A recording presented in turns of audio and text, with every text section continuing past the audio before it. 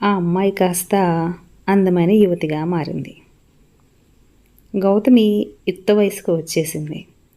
ఇక గౌతమికి పెళ్లి చేయాలని వాళ్ళమ్మ తన భర్తతో, ఏమండి, మన అమ్మాయి యుక్త వయసుకు వచ్చేసింది, మంచి వరుణ్ణి చూసి అమ్మాయి వివాహం జరిపించాలి అని అంటుంది.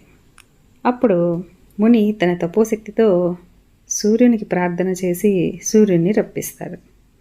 సూర్యుడు వచ్చి, మునివర్య, ఏమిటి విషయం, ఎందుకు నన్ను పిలిచారు అని అడుగుతాడు. అప్పుడు ముని, నా కుమార్తెకు వివాహం చేయదలిచాను, అందుకే మిమ్మల్ని పిలిపించాను. అని చెప్పి, అమ్మా గౌతమి, నీకు ఈ వరుడు నచ్చినట్లేనా అని అడుగుతాడు. అప్పుడు మునిపుత్రిక, ఈ వరుని కళ్ళల్లోకి కళ్ళు పెట్టే నేను చూడలేకపోతున్నాను నాన్న. ఈ కాంతిని నేను భరించలేను, నా వల్ల కావటం